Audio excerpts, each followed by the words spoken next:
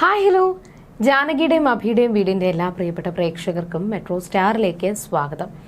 ജാനകി ഇപ്പോൾ വളരെ വലിയൊരു ക്രിട്ടിക്കൽ സ്റ്റേജിലാണ്. എന്നാൽ ജാനകിയുടെ ഈ ഒരു അവസ്ഥയിലും സന്തോഷിക്കുന്ന അപർണയും തമ്പിയുടെയും ആ ഒരു സ്വഭാവം അത് ഒരിക്കലും അഭിക്ക് അംഗീകരിക്കാൻ പറ്റുന്നതല്ല. അഭിയാണെങ്കിൽ അഭിക്ക് അറിയാം അപർണയാണ് ഇതിന്റെ പിന്നിൽ എന്ന് അഭി വിശ്വസിക്കുന്നില്ല. പക്ഷേ തമ്പിയാണിത് ചെയ്തത് എന്ന് അഭി ഉറപ്പിച്ച് പറയുന്നുണ്ട്. അതുകൊണ്ട് തന്നെയാണ് തമ്പിയെ ഒരുപാട് അടിയടിച്ച് കുറെ തമ്പി അടിച്ചൊതുക്കിയിട്ടത്.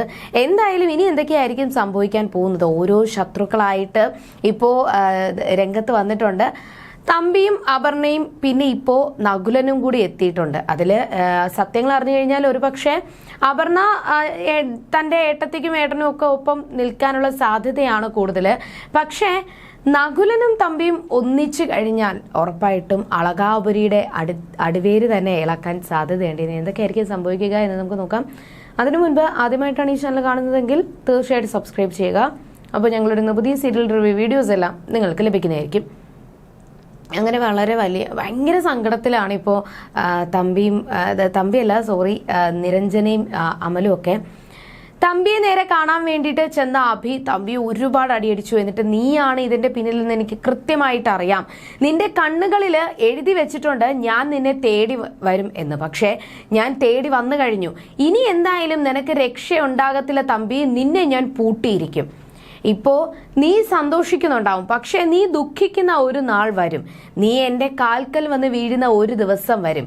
എന്റെ ഭാര്യയോട് ചെയ്ത, എന്റെ പെണ്ണിനോട് ചെയ്ത ഈ ഒരു ചതിക്ക് ഞാൻ ഒരിക്കലും ക്ഷമിക്കാൻ പോകുന്നില്ല തമ്പി. ഞാൻ ഉറപ്പായിട്ടും വന്നിരിക്കും, നിന്നെ പൂട്ടിയിരിക്കും എന്നൊക്കെ പറഞ്ഞിട്ട് ഭയങ്കരമായിട്ട് തന്റെ ദേഷ്യമൊക്കെ കാണിച്ച് തമ്പി അവിടെ ഓടയിൽ അവിടെ അടിച്ചിട്ടിട്ട് അഭി കാറും എടുത്തോണ്ട് പോയി. തമ്പിക്കാണെങ്കിൽ ആ ഒരു അത്രയും അടി കൊണ്ടിട്ടും സന്തോഷം. ജാനകി ഒരിക്കലും ജീവിക്കാൻ സാധ്യതയില്ല എന്ന് കേട്ട ആ ഒരു സന്തോഷമാണ് തമ്പിയുടെ മുഖത്ത്. അഭി അടിച്ചാലെന്താ, തനിക്ക് യാതൊരു കുഴപ്പവുമില്ല, എന്നാൽ ഇനിയും നിങ്ങൾ കരയേണ്ട ദിവസം വരും എന്നാണ് തമ്പി പറയുന്നത്. പക്ഷേ ഈ സമയത്ത് രാധാമണി തന്റെ മകളെ കാത്തിരിക്കുകയായിരുന്നു. മകള് വരുന്നില്ല, അല്ലെങ്കിൽ തന്റെ മകള് വരത്തില്ല എന്ന് അറിഞ്ഞ ഉടൻ തന്നെ രാധാമണി ഭയങ്കരമായിട്ട് കരയുകയും ആ ഒരു മനയിൽ നിന്ന് ഇറങ്ങി ഓടാനായിട്ട് ശ്രമിക്കുകയും ചെയ്തു. രാധാമണിയെ സഹായിക്കാനായിട്ട് ഒരു പെൺകുട്ടി അവിടെ നിൽക്കുന്നുണ്ട്. അവർ ഒരുപാട് രാധാമണിയെ പിടിച്ചു നിർത്താൻ ശ്രമിച്ചു. അങ്ങനെ ഒരു വിധത്തിലാണ് പിടിച്ചു നിർത്തിയത്. എന്നാൽ അവിടുത്തെ മനയിലെ രാധാമണിയുടെ ചികിത്സ നോക്കുന്ന വൈദ്യൻ അദ്ദേഹം വരികയും എന്നിട്ട് ഇനി ഇങ്ങനെ പറ്റത്തില്ല, നിങ്ങളൊന്ന് പറയുന്നത് മനസ്സിലാക്കുക, നിങ്ങളുടെ മകള് ഹോസ്പിറ്റലിലാണ്, ഒരു ആക്സിഡന്റ് പറ്റി നിങ്ങളുടെ മകള് ക്രിട്ടിക്കൽ സ്റ്റേജിൽ ഹോസ്പിറ്റലിലാണെന്നും കുറച്ച് ദിവസമൊക്കെ കഴിയും ഇനി നിങ്ങളുടെ മകൾ വരാനായിട്ട്, അതുവരെ നിങ്ങളൊന്ന് ക്ഷമിക്കുക എന്നൊക്കെ പറഞ്ഞു. പക്ഷെ അപ്പോഴത്തെ ദേഷ്യത്തിൽ അവർ പറഞ്ഞതാണെങ്കിൽ പോലും തന്റെ മകള് ഹോസ്പിറ്റലിലാണെന്നും ICUലാണെന്നും ഉള്ള കാര്യം രാധാമണി അറിഞ്ഞു കഴിഞ്ഞു. അതോടുകൂടി ഭയങ്കരമായിട്ട് പോകാനായിട്ട് വെപ്രാളം കൂട്ടിയ രാധാമണി ഒന്ന് തണുത്തു. തന്റെ മകളെ കാണണം എന്നുള്ള ഒരു ചിന്തയായിരുന്നു. എങ്കിലും രാധാമണിയെ അകത്ത് റൂമിൽ കൊണ്ട് കിടത്തിയെങ്കിൽ പോലും തന്റെ മകളെ കാണണം എന്നുള്ള ചിന്ത മാത്രം രാധാമണിയുടെ മനസ്സിൽ ഇങ്ങനെ വന്നുകൊണ്ടിരിക്കുകയാണ്. ഈ സമയത്ത് അമലും നിരഞ്ജനയും ജാനകിക്ക് കാവലായിട്ട് പുറത്ത് തന്നെയുണ്ട്. അമലാണെന്നുണ്ടെങ്കിൽ അപർണയുടെ ഈ ഒരു ചെയ്തികൾ അമൽ വിശ്വസിക്കുന്നത് അപർണയാണ് ഇത് ചെയ്തത് എന്നാണ്.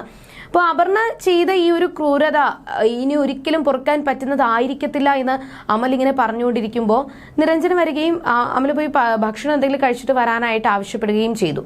എന്നാൽ തന്റെ ഏട്ടത്തെ ഇങ്ങനെ കിടക്കുമ്പോൾ തനിക്ക് ഒരിക്കലും ഒരു പച്ചവെള്ളം പോലും ഇറങ്ങത്തില്ല, അത്രത്തോളം സങ്കടമാണ് എനിക്ക് തോന്നുന്നത്, ഇത് എനിക്ക് സഹിക്കാൻ പറ്റുന്നില്ല എന്നൊക്കെ അമൽ പറഞ്ഞു. കൂടാതെ തന്നെ പണ്ട് മുതൽ തന്നെ ഏട്ടത്തി വന്നതിന് ശേഷം പിന്നെ അമ്മ എന്നോട് ഭക്ഷണം കഴിച്ചോ എന്ന് പോലും ചോദിച്ചിട്ടില്ല. കാരണം അങ്ങനെ ചോദിക്കാനായിട്ട് ഏട്ടത്തി ഇടവരുത്തിയിട്ടില്ല. എല്ലാ കാര്യങ്ങളും നോക്കും, ആ വീട്ടിലെ എല്ലാവരുടെയും എല്ലാ കാര്യങ്ങളും കണ്ടറിഞ്ഞ് ചെയ്യുന്ന ഏട്ടത്തിക്ക് ഇങ്ങനെ വന്നതിൽ എനിക്ക് ഒരുപാട് സങ്കടമുണ്ട്. അതും തന്റെ ഭാര്യ, അതും ഞാൻ താലികെട്ടി കൊണ്ടുവന്ന അപർണ കാരണം തന്നെ ഏട്ടത്തിക്ക് ഇങ്ങനെ സംഭവിച്ചതിൽ എനിക്ക് ഒരുപാട് സങ്കടമുണ്ടെന്നും അതുകൊണ്ട് ഞാൻ ഇനി ഇങ്ങനെ ഇത് വെറുതെ വിടാൻ ഒരുക്കമല്ല, ഞാൻ ഇനി ഇത് വെറുതെ വിടത്തില്ല. ഉറപ്പായിട്ടും ഇനി അപർണയെ ഞാൻ ആ വീട്ടിൽ നിന്നും അടിച്ചു പുറത്താക്കും. അപർണയെ അടിച്ചു പുറത്താക്കി അവളുടെ വീട്ടിൽ കൊണ്ടുവിടും. അവള് ഇനി ഞങ്ങളുടെ അളകാപുരിൽ നിൽക്കാൻ അർഹയല്ല എന്ന് അമൽ പറഞ്ഞു. പക്ഷേ ആ ഒരു തീരുമാനം നിരഞ്ജന തടഞ്ഞു. അമല ഒരിക്കലും അങ്ങനെ ചിന്തിക്കാൻ പാടില്ല. ഇതുവരെയും ജാനിയേട്ടത്തിയുടെ അനിയത്തിയാണ് അപർണ എന്നുള്ള സത്യം അപർണയ്ക്ക് അറിയത്തില്ല. തമ്പിയുടെ മകളാണ് ജാനകി എന്നുള്ള സത്യം മറ്റുള്ളവർ അറിയാൻ പാടില്ല. തന്റെ അച്ഛൻ തമ്പിയാണെന്ന് ആരും അറിയാൻ പാടില്ല. അതിനു വേണ്ടിയിട്ടാണ് ജാനിയേട്ടത്തി ഇത്രയും നാളും ആഗ്രഹിച്ചിരുന്നത്. ഇനി അമല് ഇനിയിപ്പോ തമ്പിയെ കൊണ്ടാക്കിയാലും തമ്പിയല്ല അപർണയെ വീട്ടിൽ കൊണ്ടാക്കിയാലും അത് വലിയൊരു പ്രശ്നങ്ങളെ ആവത്തുള്ളൂ. അതിന്റെ കൂടെ തന്നെ സൂര്യനാരായണന് അറിയാമായിരുന്നു ജാനകി തമ്പിയുടെ മകളാണെന്നുള്ള കാര്യം. പക്ഷെ മറ്റുള്ളവർക്ക് ആർക്കും അറിയത്തില്ല. എന്നാൽ ഇപ്പോൾ നമുക്കറിയാം, എന്നാൽ അപർണയ്ക്ക് അറിയത്തില്ല. അപ്പോൾ അപർണയുടെ ആ സത്യങ്ങൾ പറഞ്ഞു കഴിഞ്ഞാൽ അപർണ ഒരുപക്ഷെ നന്നാവും. പക്ഷെ അങ്ങനെ അറിയാനായിട്ട് ജാനിയേട്ടത്തി ആഗ്രഹിക്കുന്നില്ല. അമൽ ഇപ്പോൾ ഇങ്ങനെ ചെയ്യരുത്, അപർണ നിനക്ക് കൊണ്ടാക്കാം, അത് ഞാൻ ഒരിക്കലും തടയത്തില്ല. പക്ഷേ ജാനിയേട്ടത്തിയോട് നീ അതിനെപ്പറ്റി പറയണം. അപർണയെ ആ വീട്ടിലെ മരുമകളാക്കാനായിട്ട് ജാനകിയേട്ടത്തെയാണ് ഒരുപാട് ആഗ്രഹിച്ചത്. അപ്പോൾ നീ ജാനിയേട്ടത്തിയോട് ഇതിനെപ്പറ്റി സംസാരിക്കണം. പറഞ്ഞതിന് ശേഷം മാത്രമേ നീ ഇങ്ങനെ ഒരു തീരുമാനം എടുക്കാവൂ എന്നുകൂടി നിരഞ്ജന അമലിന് പറഞ്ഞ് മനസ്സിലാക്കി.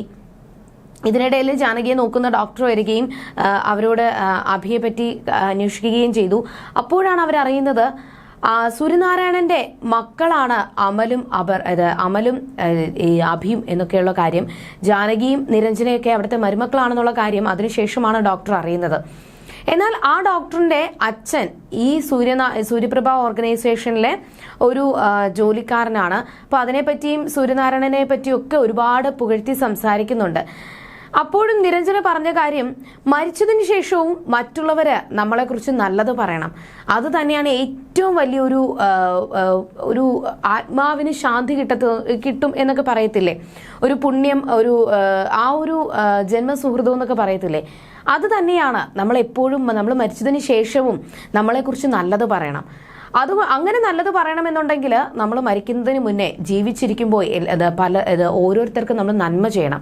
അങ്ങനെ അവർക്ക് വേണ്ടിയിട്ട് എന്തെങ്കിലുമൊക്കെ ചെയ്തു കഴിഞ്ഞാൽ മാത്രമേ മരിച്ചു കഴിഞ്ഞാൽ നമ്മളെക്കുറിച്ച് നല്ലത് പറയത്തുള്ളൂ. ഇല്ല എന്നുണ്ടെങ്കിൽ നമ്മൾ ജീവിച്ചിരിക്കുമ്പോൾ നല്ലത് പറഞ്ഞിട്ട് മരിച്ചതിന് ശേഷം അവൻ ഒരിക്കലും നല്ലവനായിരുന്നില്ല എന്നൊരു അഭിപ്രായമായിരിക്കും വരുന്നത് എന്നൊക്കെ നിരഞ്ജന ഇങ്ങനെ സംസാരിക്കുന്നുണ്ട്. ഈ സമയം വസുന്ധരയെ കാണാനായിട്ട് അപർണ ചെന്നു. എന്നാൽ അപർണ അപ്പോഴും ജാനകിക്ക് സംഭവിച്ച ഈ ഒരു അപകടം നല്ലതാണ് എന്ന് അപർണ പറയുന്നുണ്ട്. അതൊരിക്കലും നല്ലതല്ല, നീ പറയുന്നത് തെറ്റാണ്. ജാനകി ഒരിക്കലും തെറ്റായിട്ടുള്ള കാര്യങ്ങൾ ചെയ്യത്തില്ല. ജാനകി എപ്പോഴും നല്ല കാര്യങ്ങൾ മാത്രമേ ചെയ്യത്തുള്ളൂ. അതുകൊണ്ട് അവൾക്ക് ഇങ്ങനെ സംഭവിച്ചത് വലിയൊരു വേദനയാണെന്ന് വസുന്ധരയും ജാനകിയെ സപ്പോർട്ട് ചെയ്ത് സംസാരിച്ചു. അപർണയ്ക്ക് അത് ഇഷ്ടപ്പെട്ടില്ല. അപ്പോഴും അപർണ ജാനകിയെ കുറ്റപ്പെടുത്തുന്നത് കണ്ടപ്പോൾ വസുന്ധര തിരുത്തി. അങ്ങനെ ചെയ്യാൻ പാടില്ല, നീ ജാനകിയെ പോയി കാണണം, എന്നിട്ട് അവളുടെ ഈ ഒരു അവസ്ഥ കണ്ടെങ്കിൽ നീ ഒന്ന് സങ്കടപ്പെട്, അങ്ങനെയെങ്കിലും നിനക്ക് നന്മ വരട്ടെ എന്നൊക്കെ വസുന്ധര പറയുന്നുണ്ട്. പക്ഷെ ജാനകിയെ കാണാൻ പോകാൻ അപർണ തീരുമാനിച്ചു. അതൊരിക്കലും ജാനകിയുടെ അവസ്ഥയിൽ സങ്കടപ്പെടാനല്ല, മറിച്ച് ജാനകിയുടെ അവസ്ഥയിൽ സന്തോഷിക്കാനായിരുന്നു. നേരെ ഹോസ്പിറ്റലിലെത്തി. എന്നിട്ട് ജാനകിയെ കണ്ടു. ജാനകിയുടെ ഒരു അവസ്ഥയിൽ ഭയങ്കരമായിട്ട് സന്തോഷിക്കുകയാണ് അപർണ. നീ എൻ്റെ വഴിയെ വന്നതുകൊണ്ടാണ് നിനക്ക് ഇങ്ങനെ ഒരു അവസ്ഥ വന്നത്. പക്ഷേ ഞാൻ ഒരിക്കലും നിന്നെ കൊല്ലാൻ ശ്രമിച്ചു. എന്നാൽ നീ എൻ്റെ ആ ഒരു ചതിയിൽ വന്ന് വീഴാതെ, എൻ്റെ വലയിൽ വന്ന് വീഴാതെ മറ്റാരുടെയോ വലയിൽ ചെന്ന് വീണത് കൊണ്ടാണ് നീ ഇങ്ങനെയെങ്കിലും കിടക്കുന്നത്. മറിച്ച് ഞാനായിരുന്നുവെങ്കിൽ നിന്നെ കൊന്നേനെ എന്നൊക്കെ അപർണ പറയുന്നുണ്ട്. പക്ഷേ സ്വന്തം സഹോദരിയെയാണ് അപർണ ഇങ്ങനെ പറയുന്നത് എന്ന് ചിന്തിക്കുന്നില്ല. അവിടെ വെച്ച് ഇന്നത്തെ എപ്പിസോഡ് അവസാനിച്ചു. പക്ഷേ നകുലനും ഇന്ദ്രജിയും ഹോസ്പിറ്റലിൽ ജാനകിയെ കാണാൻ എത്തിയിട്ടുണ്ട്.